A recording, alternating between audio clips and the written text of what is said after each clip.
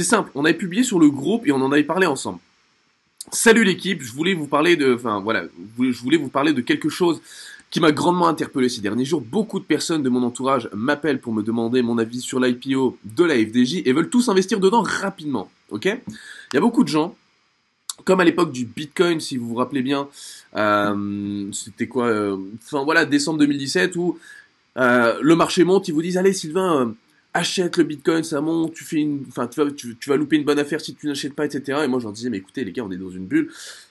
Le Bitcoin, ok, on l'aurait acheté un petit peu au début du mouvement, ça valait le coup, mais à 15-17 000, qu'est-ce que tu vas aller espérer dessus? Il ira à 100 000, il y a machin qui a dit à la télé qu'il ira à 100 000, etc. Je dis mais là c'est de la précipitation là, et puis carrément qu'est-ce qui va justifier que le Bitcoin ira à 100 000? Voilà, ça c'était un peu l'analyse à l'époque. On a la même chose sur la FDJ. Hein.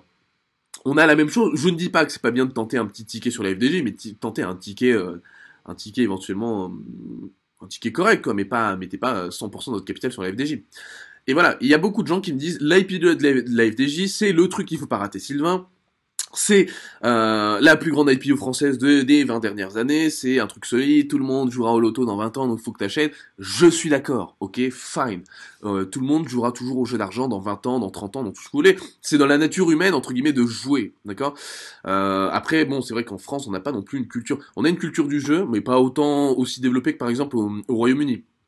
Le Royaume-Uni, par exemple, c'est une zone, en tout cas une zone économique où justement, et c'est une nation qui a une grosse culture du pari, d'accord. Le betting là-bas, c'est quelque chose. Voilà, ils parient même sur la couleur du chapeau de la reine d'Angleterre à sa prochaine apparition publique, d'accord. Donc c'est des gens qui vont vraiment, enfin ils ont une culture entre guillemets du pari. Nous on est, voilà, bon, nous on aime bien parier sur le foot, etc. Mais bon, on a peut-être un peu moins cette culture parieur, je dirais que dans d'autres pays, notamment aux UK, quoi, donc au Royaume-Uni. Bon, après, eux, c'est vraiment culturel, et c'est vraiment très très fort, bien poussé.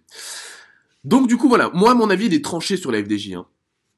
Mon avis, il est tranché, c'est pourquoi payer, entre guillemets, enfin, la FDJ dès l'ouverture dès l'ouverture des marchés. En gros, il y a soit vous allez souscrire à des actions FDJ pendant la période de préinscription, etc., de pré-souscription autant pour moi.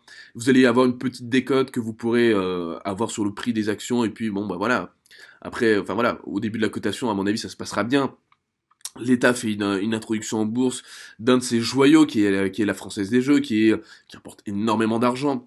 Ils ont besoin de sortir, ils ont besoin de liquidité. Et oui, forcément, vous n'avez pas remarqué que vous avez reçu des coups de fil de tout le monde, des mails de partout qui vous disaient allez achète la FDJ, allez achète la FDJ, c'est bien, tu vas te faire, enfin tu vas gagner du pognon, etc. Moi personnellement, quand j'ai et peut-être que je suis quelqu'un de très sceptique, j'en sais rien. Mais moi, quand on me dit, t'inquiète mec, achète, tu vas devenir riche, ouais ok, mais si c'est un si bon filon que ça, pourquoi tu me le donnes déjà? Ou si tu me le donnes, enfin si c'est un ami qui me donne le filon, je me dis bon ok, il est bienveillant. Mais si c'est un site tiers que je ne connais ni, que je ne connais même pas, hein, qui m'écrit alors que je suis juste dans sa base de données et qui me dit hey achète, etc. et qui envoie ça à tous ses clients, je me dis bon il y a ou tous ses subscribers, hein, enfin les gens qui sont dans sa liste mail, je me dis bon il y a un problème là par contre. C'est pas mon ami, il en a rien à foutre que je devienne riche ou pas, et pourtant, cette personne-là ou cette institution-là me dit d'acheter de la FDJ. Je me dis, ah, quand même bizarre. Quand même bizarre. Donc du coup, moi je me suis dit, il y a deux solutions. Soit la FDJ, c'est l'affaire du siècle, effectivement, il faut acheter, et puis peut-être que je vais rater éventuellement le mouvement, entre guillemets, de l'année, hein, je sais pas moi, introduction en bourse nickel, hausse de 170% dans les 2 prochaines séances, et la hausse continuera de monter tout le temps, tout le temps, tout le temps. Peut-être que ça sera ce scénario-là, honnêtement, je ne pense pas, mais peut-être, on sait jamais. Soit c'est le scénario un peu plus que j'ai en tête, et c'est un scénario aussi que j'ai affiné, parce qu'il y a beaucoup de gens qui m'ont écrit dans les commentaires, qui m'ont écrit en MP, etc., et qui m'ont donné des idées, et du coup, moi, je tiens à remercier ces personnes-là, et c'est pour ça, la team, c'est pour ça, l'équipe, que je vous invite aussi, moi, dans les commentaires, là, tout de suite sur Twitch, à me dire votre avis sur la FDJ, parce que moi, ça me permet aussi de faire une vraie analyse, et d'avoir le pour et le contre. Moi, j'aime bien avoir mon analyse à moi, mais j'aime bien la confronter avec les idées d'autres personnes pour regrouper tout ça, prendre le meilleur de chacune des deux analyses, et se dire, on a une ultime analyse, ok? C'est comme ça qu'on ride qu'on ride les meilleures vagues entre guillemets. C'est en prenant l'expérience de chacun et ensuite en optimisant entre guillemets le savoir de chacun pour avoir une stratégie qui tient la route. Et les personnes qui m'ont écrit dans les commentaires ou en MP m'ont dit, écoute, il y a peut-être un autre scénario que t'as peut-être pas vu, Sylvain. Justement, la FDJ, c'est une IPO que l'État ne doit pas rater. Justement, la FDJ, c'est un truc justement que où il y aura beaucoup d'épargnants, de petits porteurs qui vont mettre de l'argent. Et du coup, bah, si la FDJ, ça fait un flop, si on fait introduction en bourse et que le truc perd 30%, il y aura un scandale. Il y aura un scandale monstre. Ça va partir en cacahuète totale. Je leur ai dit, mais oui, mais c'est vrai, c'est logique. Enfin, j'entends vos arguments. Oui, clairement, c'est vrai. Demain, l'État, avec tout le marketing qu'il y a eu sur l'IPO de la FDJ, si ça se passe mal dès les premiers jours, dès les premiers jours de cotation, ça va être un scandale. Ça va être un scandale monstre, d'accord. Et il y aura beaucoup de gens qui vont vouloir euh, avoir des recours, vont dire voilà, je me fais rembourser, nanana, etc. Donc, effectivement, il y a un autre scénario que j'ai pas pris en compte, c'est le scénario FDJ IPO. Pendant 2-3 semaines, ça se passe bien, ça monte, etc. Et ensuite, éventuellement, après 2-3 semaines, on peut faire un premier bilan et se dire, ok, là, peut-être que les gens vont vouloir sortir, et il y aura peut-être une décote à ce moment-là de, je sais pas, 20-30%. Et s'il y a une décote sur l'action FDJ, oui, là, j'achèterai. Moi, je voulais marquer là dans le post, hein. Je pense donc que le deal FDJ avec une décote de 20-30% sera un bon deal, car sur le long terme, c'est solide. À court terme, je pense que c'est une mauvaise affaire. Qu'en pensez-vous, l'équipe? Dites-moi sur Twitch, là, tout de suite dans le chat. Qu'est-ce que vous en pensez? On va en discuter. Moi, je veux savoir. Moi, je veux savoir.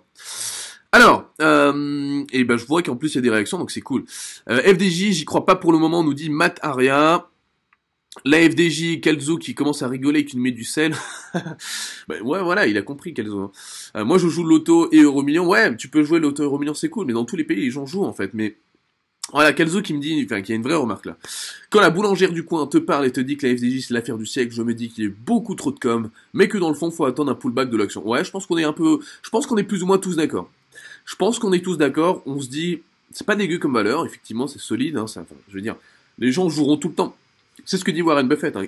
Lui, il dit quand il achète une action sur Berkshire Hathaway, même si effectivement, là, son fonds, depuis quelques années, ça va un petit peu moins bien qu'avant, mais bon, après, ce mec-là, il traite depuis tellement longtemps, il gère du pognon depuis tellement longtemps que pour moi, je ne juge pas ses performances sur 1 ou 2 ans, parce que lui, ça fait 20, 30 ans, 40 ans qu'il fait de la bourse et il a toujours perfait, donc s'il a 1 ou 2 mauvaises années, bah, statistiquement, c'est pas grave.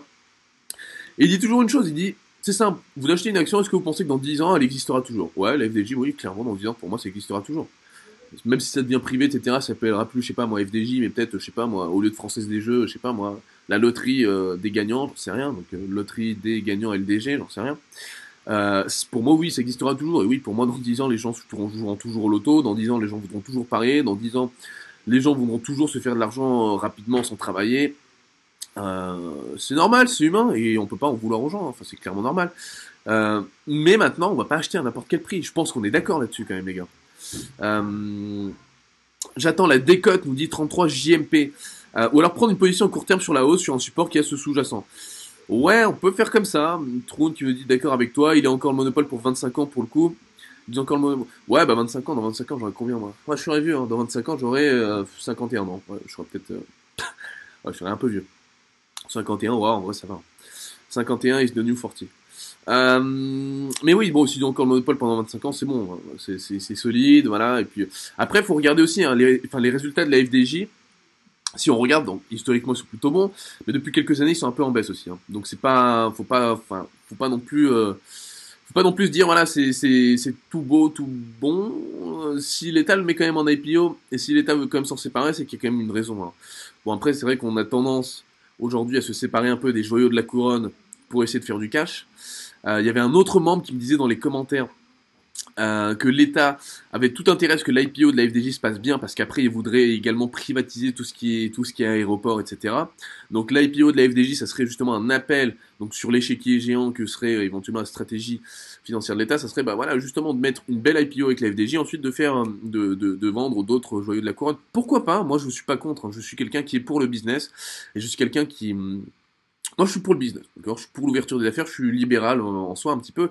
J'aime ce genre d'initiative. Maintenant, effectivement, nous, on va pas acheter n'importe quoi et à n'importe quel prix.